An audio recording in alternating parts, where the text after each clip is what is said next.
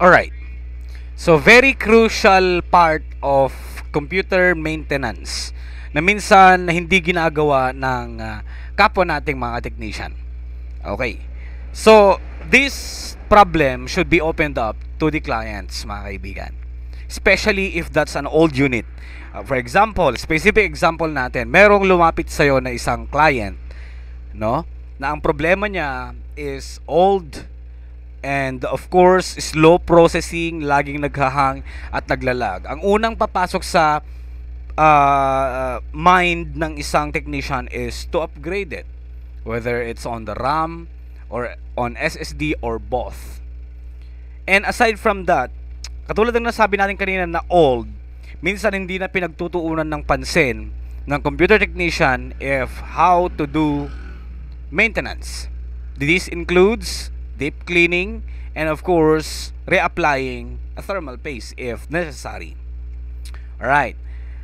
Ang old units kasi, especially this one, we have this client. I think this model is mga 2010. This is an Acer laptop. Good Acer laptop with Core i5. Pero ang problema nito is mabagal, slow processing or laging naghahang, naglalag. At the same time, ang na-encounter din natin na problema dito, actually, buti hindi tayo nagpadala dun sa isyong yon, because we immediately upgraded it to SSD, and doon pa lang, without upgrading the RAM, nakita na natin yung result. And this computer is working fine now. Until sinubukan ko siyang ibabad, hindi siya tumatagal. Umaabot lang siya ng 30 minutes to 1 hour, then bigla siyang nagre-restart. Minsan, nagsa-shutdown siya. So, ito pa yung isa sa mga preventive at the same time good na maintenance na pwede natin gawin. That is through deep cleaning. Okay? Kailangan nating linisan lahat. At the same time, kailangan din natin mag-reapply ng thermal paste, especially na ang mga old units na to ay prone to overheating. So basically, ang ginagawa naman natin, binubuksan natin yung laptop, dahan-dahan mga kaibigan, especially sa pagtanggal ng mga screws sa mismong heatsink at ng kanyang processor. Nililinis na natin yung kanyang fan, nagre-reapply tayo ng thermal paste, and kung kailangan naman ito ng thermal pads, nagre-reapply din tayo.